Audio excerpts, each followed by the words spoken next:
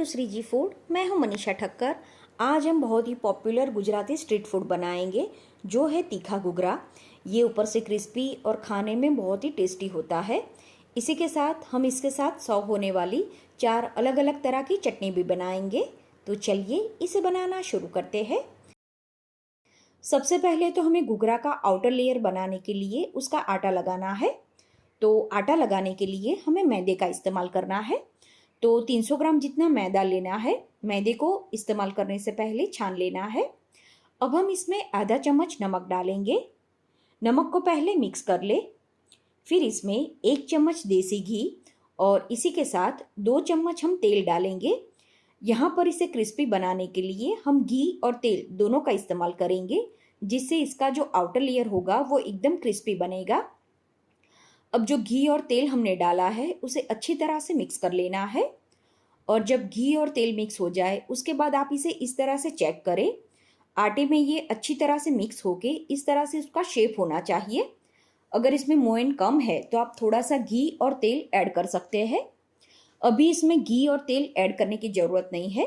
तो ज़रूरत अनुसार इसमें नॉर्मल रूम टेम्परेचर का पानी डालते जाएंगे और पूरी से थोड़ा सख्त इसका आटा लगाकर रेडी कर लेंगे।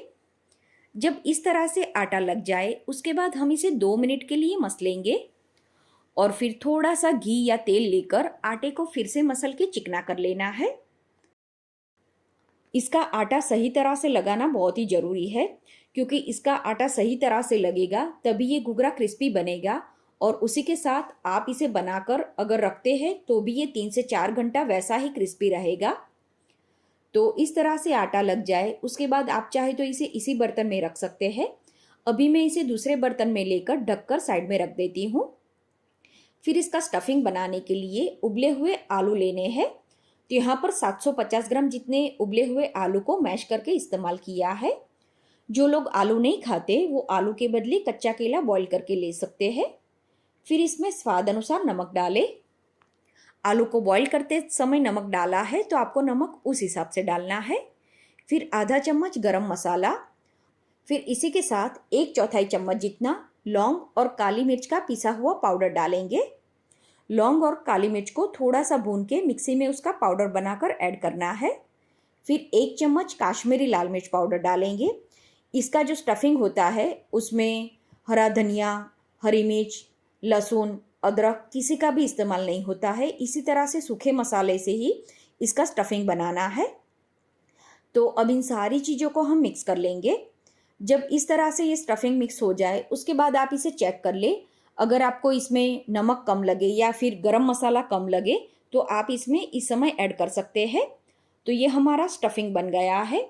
अब हम इसके साथ सर्व होने वाली 4 अलग अलग तरह की चटनी बना लेंगे। सबसे पहले हम हरी चटनी बनाएंगे। तो हरी चटनी बनाने के लिए यहाँ पर हरा धनिया लिया है, जिसे पहले ही साफ करके मैंने रेडी करके रखा है। तो यहाँ पर 150 ग्राम जितना हरा धनिया लिया है। इसी के साथ 3 मीडियम साइज की मैंने हरी मिर्च ली है, 15 से 20 पुदीने के पत्ते और एक छोटा अदरक का टुकड़ा लिया है। अब जो धनिया और पुदीना हमने लिया है उसे हम पानी से अच्छी तरह से वॉश कर लेंगे। तो एक बार इस तरह से इसे वॉश कर ले, उसके बाद फिर से भी साफ पानी से इसे वॉश कर लेना है। धनिया पुदीना को प्रॉपर वॉश करना बहुत ही ज़रूरी होता है, क्योंकि आप देख सकते हैं इस तरह से इसमें मिट्टी होती है। तो दोबारा से भी मैं इसे साफ पानी से अच्छी तरह से वॉश कर लेती हूँ। अब चटनी बनाने के लिए छोटा मिक्सर जार लिया है। उसमें जो हरी मिर्च हमने ली है उसे टुकड़े करके ऐड करेंगे। हरी मिर्च की क्वांटिटी आप जैसा तीखा खाते हैं उस हिसाब से कम ज़्यादा कर सकते हैं। फिर जो अदरक लिया है उसे छील के इसमें कट करके ऐड करेंगे। फिर आधा चम्मच चीनी, 8 से 10 दाने नींबू के फूल के डालेंगे, जिसे टाटरी भी बोलते हैं। अगर आप नींबू के फूल नहीं डालना चाहते तो उसके बदले आधे नींबू का रस भी ऐड कर सकते हैं। लेकिन बाहर जो चाट के साथ हरी चटनी मिलती है उसमें नींबू के फूल का इस्तेमाल होता है। फिर थोड़ा रेगुलर नमक, थोड़ा काला नमक और जो धनिया हमने चॉप करके रखा है उसमें से आधा धनिया हम अभी इसमें ऐड कर देंगे। फिर इसमें 1 चम्मच बेसन का गाठिया या फिर बेसन की सेव डालें और 1 से 2 चम्मच जितना पानी डालकर हम इसे पीस लेंगे। इस तरह से जब चटनी को पीस ले उसके बाद इसमें फिर से बाकी का बचा हुआ धनिया और जो पुदीने के पत्ते हैं वो इसमें डाल देंगे। फिर से इसमें पानी डालेंगे और चटनी को अच्छी तरह से पीस के रेडी कर लेंगे। अगर आपने बड़ा मिक्सर जार लिया है तो आप सारा धनिया एक बार में ही ऐड कर सकते हैं। और चटनी को इस तरह से हरा कलर का रखने के लिए आप हो सके तो इसमें ठंडा पानी या फिर बर्फ़ के टुकड़े का इस्तेमाल करें, ताकि चटनी का कलर बहुत ही अच्छा ग्रीन मिले। अब इस चटनी को हम एक कटोरी में निकाल लेंगे। आप अगर इस चटनी को स्टोर करना चाहते हैं तो आप इसे एयरटाइट डिब्बे में भरकर फ्रिज में 10 से 12 दिन तक, और अगर फ्रीज़र में रखते हैं तो 2 से 3 महीने तक ये चटनी अच्छी रहती है। अब हम लाल चटनी बनाएंगे। तो लाल चटनी बनाने के लिए हमें जो सूखी लाल मिर्च आती है उसका इस्तेमाल करना है। तो 15 से 20 सूखी लाल मिर्च को हमें हल्के गुनगुने गर्म पानी में अराउंड 1 घंटे तक भिगा कर रखना है। सूखी मिर्च को भिगा कर रखने से वो सॉफ्ट हो जाती है और अच्छी तरह से उसका पेस्ट बन जाता है। फिर इसी के साथ मैंने 2 चम्मच जितने मूंगफली के दाने भी ऐड किए हैं। अगर आप इसमें लहसुन ऐड करना चाहते हैं तो 3 से 4 कली लहसुन भी आप चटनी को पीसते समय ऐड कर सकते हैं। तो सूखी मिर्च और मूंगफली के दानों में जो पानी है वो हम हटा देंगे और फिर इसे मिक्सर जार में ले लेंगे। अगर आप ज़्यादा क्वांटिटी में ये चटनी बनाते हैं तो मूंगफली के दानों को स्किप कर सकते हैं। अभी हम थोड़ी क्वांटिटी में ये चटनी बना रहे हैं, इसलिए ये सूखी मिर्च अच्छी तरह से पीस जाए और इसमें अच्छा बाइंडिंग आए, उसके लिए मैंने मूंगफली ऐड की है। फिर इसमें स्वाद अनुसार नमक डाल दे और फिर ज़रूरत अनुसार पानी डालकर चटनी को पीस लेना है। तो ये चटनी को इस तरह से मैंने 3 से 4 चम्मच जितना पानी डालकर थोड़ा गाढ़ा पीस के रेडी कर लिया है। इसे भी एक कटोरी में निकाल लेंगे और सेम उसी तरह से आप इसे फ्रीज में 10 से 12 दिन तक और फ्रीज़र में 2 महीने तक स्टोर कर सकते हैं। अब हम पीली चटनी बनाएंगे। तो एक मिक्सर जार ले लें और उसमें तीखी वाली जो हरी मिर्च आती है वो डालेंगे। तो यहाँ पर मैंने 2 हरी मिर्च का इस्तेमाल किया है। बताया उस तरह से यहाँ पर आपको तीखी मिर्ची ही लेनी है। फिर 1 चम्मच चीनी डालें। चीनी ऑप्शनल है, अगर नहीं डालना चाहते तो स्किप कर सकते हैं। फिर इसमें 2 चुटकी जितने नींबू के फूल डालें, जिसे नींबू सत्व भी बोलते हैं। और यहाँ पर आपको नींबू के बदले नींबू के फूल का इस्तेमाल करना है। तो ये चटनी सेम बाहर जैसे बनेगी, लेकिन अगर आप नींबू के फूल नहीं खा सकते तो थोड़ा नींबू का रस डाल दें। फिर इसमें 1 चम्मच नमक डालें। नमक आप अपने स्वाद अनुसार भी ऐड कर सकते हैं। फिर कलर के लिए थोड़ी हल्दी डालें। फिर 100 ग्राम जितने इसमें कच्ची मूंगफली के दाने डालेंगे। इसे भुनना नहीं है, कच्चा ही इस्तेमाल करना है। अब बिना पानी डाले इसे पीस लेंगे। तो इस तरह से इसका पेस्ट बनकर रेडी हो जाएगा। अब ज़रूरत अनुसार पानी डालकर फिर से इसे पीस लेंगे। तो इस चटनी को इस तरह से गाढ़ा रखना है, क्योंकि ये चटनी को आप चाहो तो जो मिनी समोसा आता है उसके साथ या फिर वेफर के साथ भी सर्व कर सकते हैं। और अगर आपको इसे किसी नाश्ते के साथ सर्व करना है तो जितनी भी क्वांटिटी में ये चटनी आपको सर्व करनी है उतनी एक कटोरी में निकालें और फिर इसे जिस तरह की कंसिस्टेंसी चाहिए उस हिसाब से इसमें पानी डालकर आप इसे थोड़ा पतला करके भी किसी भी नाश्ते के साथ सर्व कर सकते हैं। और ये चटनी को आप फ्रिज में 1 हफ्ते तक स्टोर कर सकते हैं, इसे आप फ्रीज़र में नहीं रख सकते। अब मीठी चटनी बनाने के लिए यहाँ पर मैंने इमली और गुड़ को भिगा कर रखा है।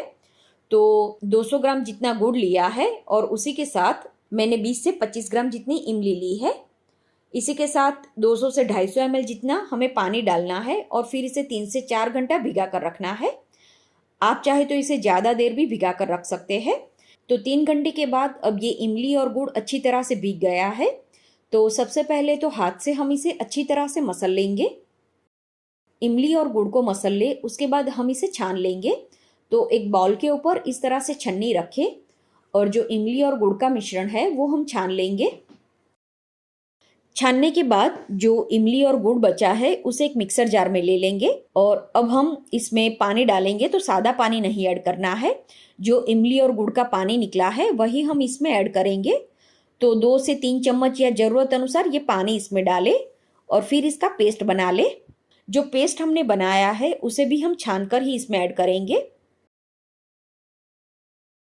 तो जो इमली और गुड़ वाला पानी है उसी में हम छानकर इसे मिक्स कर देंगे।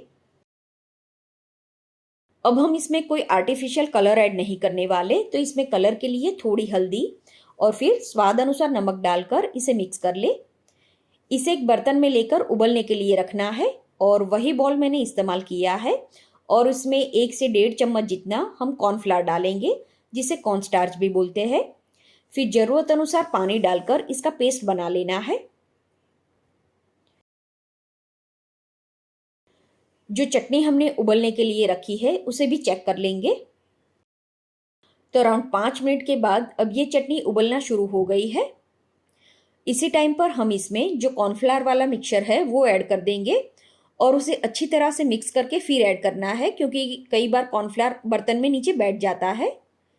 अब इसमें आधी कटोरी या फिर 80 ग्राम जितनी चीनी डालेंगे। ये चटनी हम गुड़ और चीनी दोनों का इस्तेमाल करके बनाएंगे ताकि ये सेम हलवाई जैसी बने, लेकिन आप चाहे तो सिर्फ चीनी या सिर्फ गुड़ का इस्तेमाल करके भी ये चटनी बना सकते हैं। अब इसे इसी तरह से हम मीडियम आंच पर उबलने देंगे और थोड़ी थोड़ी देर में इसे चलाते रहेंगे। तो अराउंड 7 से 8 मिनट के बाद अब आप देख सकते हैं ये चटनी इस तरह से उबल गई है और इसका कलर भी चेंज हो गया है। इसी के साथ जो हमने कॉर्नफ्लावर इसमें डाला हो वो भी अच्छी तरह से पक जाता है। तो जब हम गैस बंद करते हैं तब चटनी की कंसिस्टेंसी इस तरह की होनी चाहिए, क्योंकि जो हमने कॉर्नफ्लावर इसमें ऐड किया है उसकी वजह से जब ये चटनी ठंडी होती है तो इससे भी थोड़ी गाढ़ी हो जाती है। तो बर्तन को नीचे उतार ले और चटनी को रूम टेम्परेचर पर आने तक रहने दे। अब ये चटनी रूम टेम्परेचर पर आ गई है, तो आप देख सकते हैं एकदम परफेक्ट कंसिस्टेंसी की ये चटनी बनकर रेडी हो गई है। अब जो आटा हमने लगा कर रखा था उसमें से एक लोया बना लेंगे और बाकी का जो आटा है उसे हम ढक कर रखेंगे। तो इस तरह से हमें लोया बना के रेडी करना है और फिर इसमें से पूरी बेलनी है। तो मीडियम साइज की पूरी बेल के तैयार करेंगे और इसे ज़्यादा मोटा भी नहीं और पतला भी नहीं, उस तरह का रखना है। फिर जो स्टफिंग हमने बनाया है वो एक साइड रख देंगे और फिर इसकी किनारों पर हमें थोड़ा थोड़ा पानी लगा देना है। फिर पूरी का जो दूसरा हिस्सा है उसे हम अच्छी तरह से चिपका देंगे। अब इसमें जो डिज़ाइन होती है वो बनाने के लिए आपको इसे हाथ में इस तरह से पकड़ना है और फिर ऊपर की साइड से इस तरह से आपको इसे फोल्ड करना है। फिर थोड़ा प्रेस करें, जो एक्स्ट्रा आटा निकलता है उसे भी आपको दोबारा से इसी तरह से फोल्ड करना है। ये जो तीखा घुघरा होता है उसकी जो ये डिज़ाइन होती है वो थोड़ी थिक ही होती है, तो इस तरह से आपको घुघरा बनाकर रेडी करना है। फिर इसका आउटर लेयर क्रिस्पी बनाने के लिए जैसे उसका आटा सही लगाना जरूरी है उसी तरह से तेल का टेम्परेचर भी प्रॉपर होना बहुत ही ज़रूरी है। तो तेल का टेम्परेचर चेक करने के लिए थोड़ा सा आटा इसमें डालें और आटा धीरे धीरे फ्राई होके ऊपर आना चाहिए। अगर जो आप आटा डालते हैं वो फ्राई होकर तुरंत ही ऊपर आ जाता है, मतलब कि तेल ज़्यादा गर्म हो गया है, तो थोड़ी देर के लिए आपको गैस की फ्लेम बंद कर देनी है और जब तेल का टेम्परेचर थोड़ा डाउन हो जाए उसके बाद ही आप इसमें घुघरा फ्राई करें। तो अब जो मीडियम गरम तेल है उसमें हम ये घुघरा फ्राई करेंगे। जब ये घुघरा आप तेल में डालोगे तो इसके आजू बाजू आपको थोड़े छोटे छोटे बबल भी दिखेंगे, मतलब कि तेल का टेम्परेचर एकदम सही है। अब हम इसे धीमी आंच पर फ्राई करेंगे। इसे फ्राई होने में थोड़ा ज़्यादा समय लगता है, तो आप हो सके तो ज़्यादा क्वांटिटी में घुघरा फ्राई करें। थोड़ी देर के बाद घुघरा अपने आप ही फ्राई होके ऊपर आ जाएगा और जब ये एक साइड इस तरह से थोड़ा फ्राई हो जाए उसके बाद आप इसे पलटाएं। फ्रेंड्स, इसी के साथ मैंने चैनल पर और भी बहुत सारी गुजराती नाश्ते की रेसिपी बताई है, तो अगर आपको गुजराती नाश्ता खाना पसंद है तो वहाँ से आपको और रेसिपी देखने को मिलेगी। तो इसी तरह से घुघरा को पलटाते रहना है और दोनों साइड से इसे गोल्डन ब्राउन और क्रिस्पी होने तक फ्राई करना है। तो अब ये घुघरा फ्राई हो गया है, इसे हम बाहर निकाल लेंगे और इसी तरह से बाकी के फ्राई करेंगे। तो आप देख सकते हैं ये घुघरा ऊपर से एकदम क्रिस्पी और खाने में बहुत ही टेस्टी बना है। इसे सर्व कैसे करते हैं वो भी मैं आपको दिखा देती हूँ। तो जो घुघरा हमने बनाया है उसे प्लेट में लेना है, फिर हाथ से या फिर कांटा या चम्मच की मदद से इस तरह से बीच में थोड़ी जगह बना दे। फिर जो चारों चटनी हमने बनाई है वो ऐड करेंगे। चटनी की क्वांटिटी आप पसंद अनुसार कम ज़्यादा कर सकते हैं। फिर इसके ऊपर बेसन की जो बारीक सेव आती है वो डालेंगे। फिर थोड़ी मसाला सिंग और थोड़ा कटा हुआ हरा धनिया डाल देंगे। अगर आप प्याज खाते हैं तो प्याज को भी बारीक चॉप करके इसमें ऐड कर सकते हैं। तो आप भी इस तरह से ये गुजराती नाश्ता बनाकर जरूर ट्राई करें। उम्मीद है आपको मेरी आज की रेसिपी पसंद आई होगी।